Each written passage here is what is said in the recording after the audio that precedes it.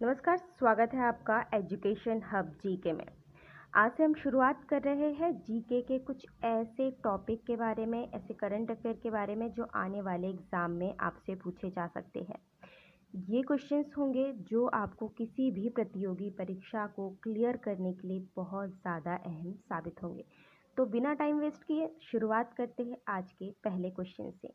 ये सारे क्वेश्चंस हैं हमारे 28 और 29 अगस्त के जीके से। तो पहला क्वेश्चन है, जार बम जो हाल ही में खबरों में देखा गया था किस देश द्वारा विकसित किया गया था? तो इसका सही जवाब है रूस। और इसके बारे में जान लेते हैं कि रूसी परमाणु ऊर्जा एजेंसी रोसोटॉम ने हाल ही में एक डॉक्यूमेंट्री फुटेज जारी किया है जिसका शीर्षक है top secret test of a clean hydrogen bomb with a yield of 50 megaton, ये जो जार बम है इसके विस्फोट को दर्शाता है। और सबसे बड़ी बात इस बम की ये है कि ये दुनिया का सबसे शक्तिशाली हाइड्रोजन बम होने का दावा किया जाता है इसके लिए, और यह हिरोशिमा हमले में इस्तेमाल किए गए बम के मुकाबले 3000 गुना से अधिक विनाशकारी है। तो ये एग्ज़ाम की दृष्टि से बहुत महत्वपूर्ण हो जाता है क्योंकि ये हिरोशिमा में जो बम इस्तेमाल किया था हिरोशिमा हमले में, उससे 3000 गुना ज़्यादा अधिक विनाशकारी है। साथ ही चलते अगले सवाल पे। अगला सवाल हमारा है कि सरकार ने उड़ान योजना के अंतर्गत कितने नए राजमार्गों को अनुमति दी है?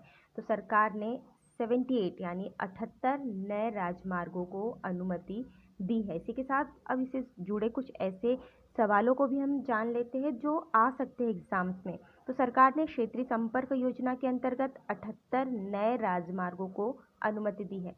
ये सवाल पूछा जा सकता है कि सरकार ने किस योजना के अंतर्गत 78 नए राजमार्गों को अनुमति दी है? तो वो हो जाएगा, कौन सी है योजना? हमारी क्षेत्रीय संपर्क योजना। अब तक मंत्रालय द्वारा इस योजना के अंतर्गत 766 हवाई मार्गों को अनुमति दी गई है।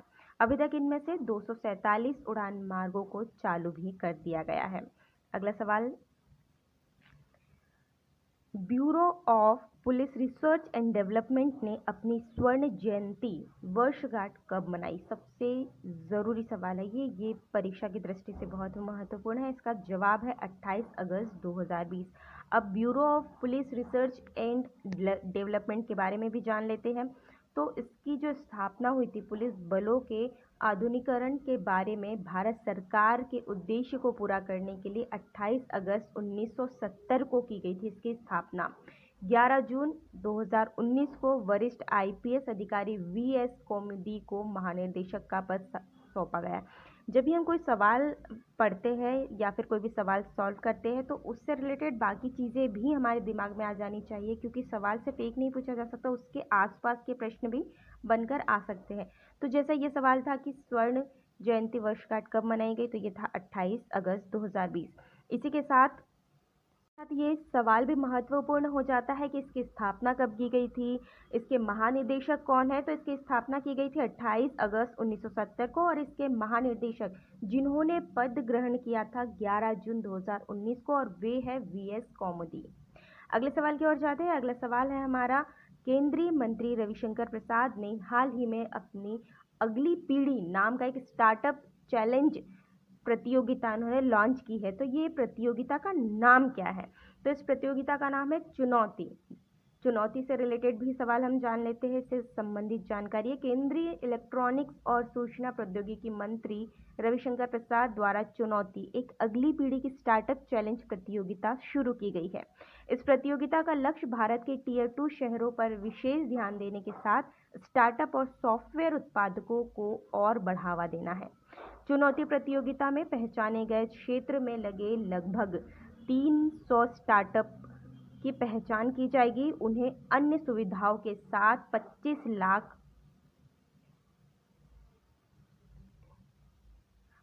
लाख का फंड उपलब्ध कराया जाएगा।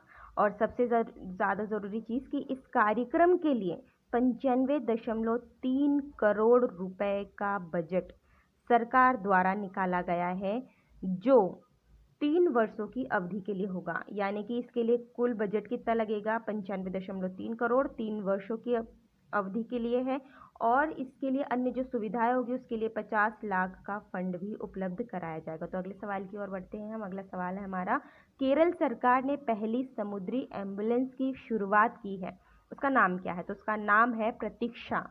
प्रतीक्षा है केरल सरकार की पहली समुद्री एम्बुलेंस। बहुत ज़रूरी बनता है ये वाला सवाल भी। अब केरल से संबंधित हम जानकारी ले लेते हैं कि केरल के मुख्यमंत्री कौन है? पिनराई विजयन।